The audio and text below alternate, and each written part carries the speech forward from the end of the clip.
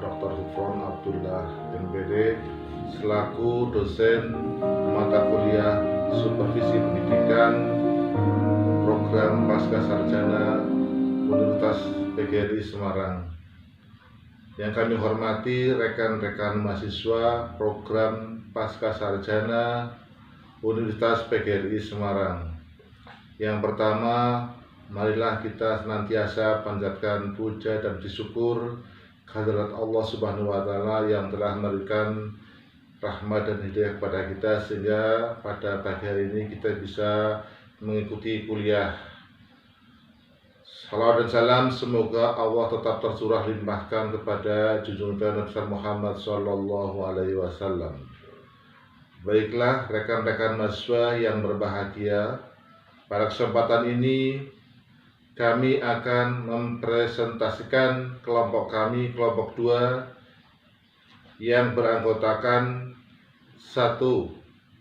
Imam Susmoro NPM 195100307, 2. Toibin NPM 195101313, 3.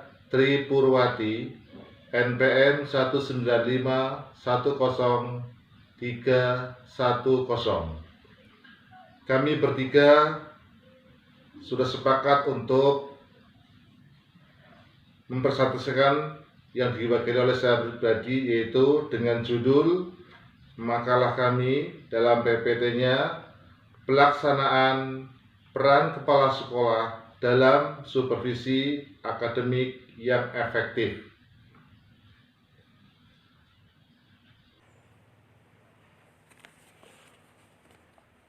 Pelaksanaan peran kepala sekolah dalam supervisi akademik yang efektif. Yang pertama, pengertian supervisi. 1. Dari definisi kamus, supervisi dapat ditelusuri dari kata super dan vision. Super dalam arti lebih tinggi dalam tingkatan atau posisi dari atasan terhadap pengawas ataupun pimpinan. Vision berarti kemampuan untuk merasakan sesuatu melalui ketajaman mental atau wawasan. Yang kedua, secara etimologis, kata supervisi berasal dari bahasa Inggris, yaitu supervision,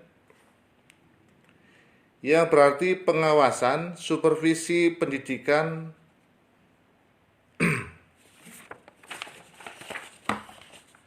Selanjutnya, pengertian supervisi menurut beberapa ahli. 1. Menurut Boardman, supervisi adalah suatu usaha menstimulir, mengkoordinir, dan membimbing secara kontinu pertumbuhan guru-guru sekolah, baik secara individual maupun secara kolektif. Yang kedua, Jasmani S. dan Saiful Mustafa, supervisi adalah segala bantuan dari supervisor untuk memperbaiki manajemen pengelolaan sekolah dan meningkatkan kinerja staf atau guru dalam menjalankan tugas dan fungsi. Berikutnya, tujuan supervisi pendidikan meliputi A. Membantu guru melihat dengan jelas tujuan-tujuan pendidikan. B.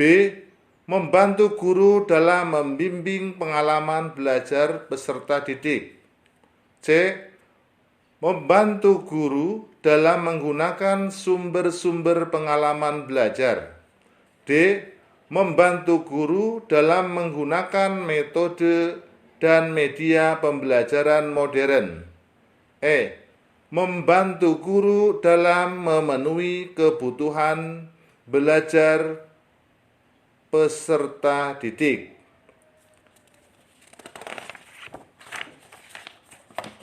Selanjutnya, teknik-teknik supervisi pendidikan. Teknik-teknik itu antara lain: A. Teknik perseorangan. Teknik perseorangan adalah supervisi yang dilakukan secara perseorangan. Adapun kegiatan yang dilakukan diantaranya: 1. Mengadakan observasi dan kunjungan kelas atau classroom visitation. 2. Pembicaraan pribadi atau individual conference. B. Teknik kelompok.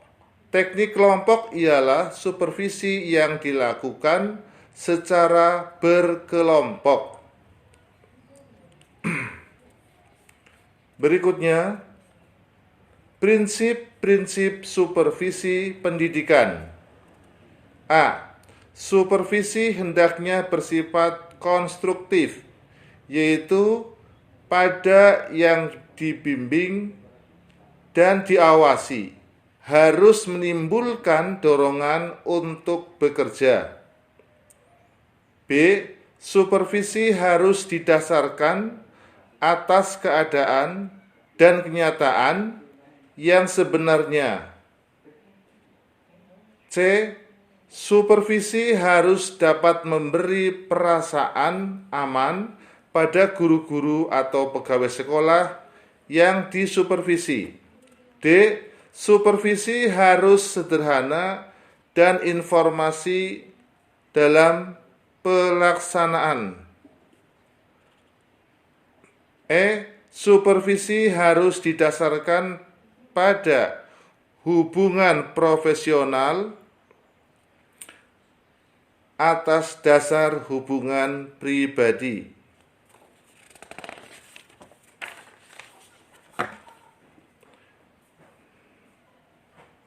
Kompetensi yang harus dimiliki kepala sekolah sebagai supervisor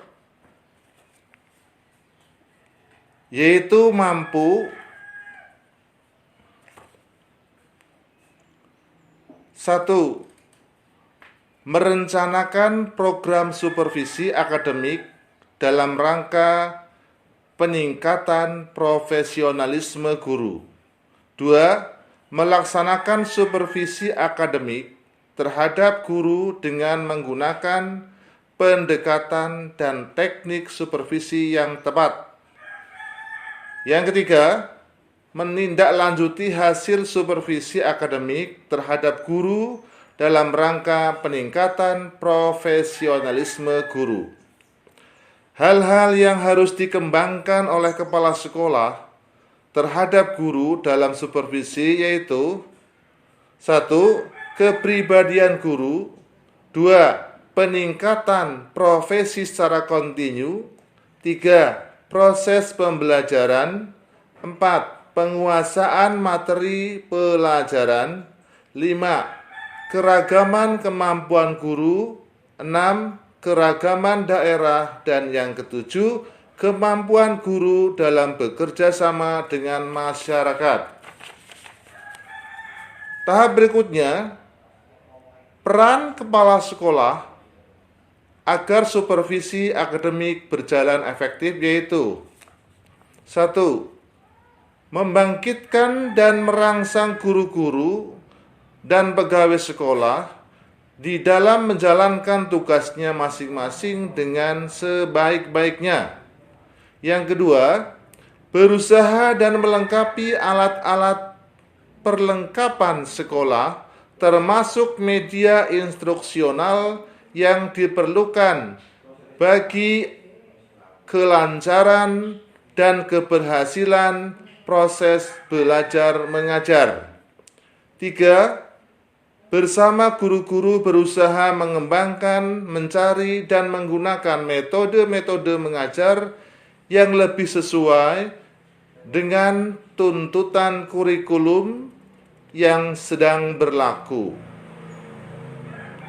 4. Membina kerjasama yang baik, harmonis di antara guru-guru dan pegawai sekolah lainnya.